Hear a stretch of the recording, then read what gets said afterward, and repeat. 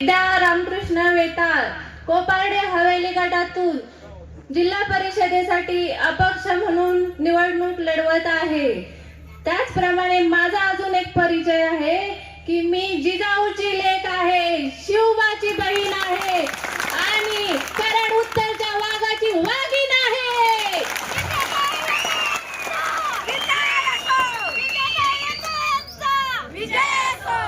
ज्या व्यक्तीने कुटुंब बाजूला ठेवलं, ज्या व्यक्तीने संसाराचा त्याग केलाय, त्या व्यक्तीला तुम्ही डावलले।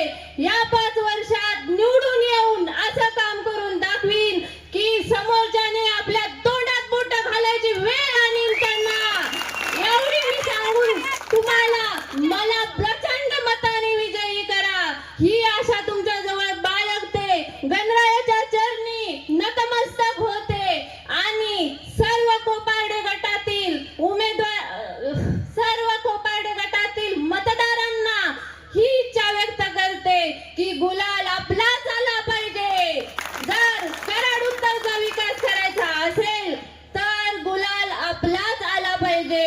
वेताळ साहेबांना विधानसभेवर पोहोचवायचा असेल तर कुठलंही पद आपल्याला हवं असेल तर ही जिल्हा परिषद निवडून तुम्हाला द्यावीच लागेल, कारण कुठलाही पद जवळ असल्याशिवाय आपण सरकारकडून कोणतंही काम आणू शकत नाही।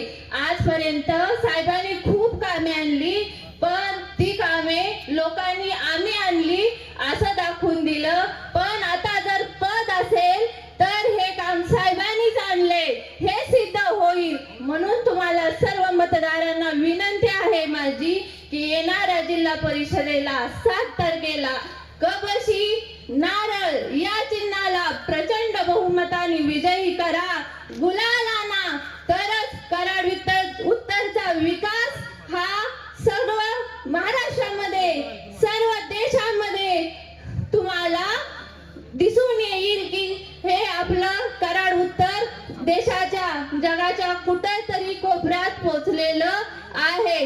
म्हणून एवढी विनंती करते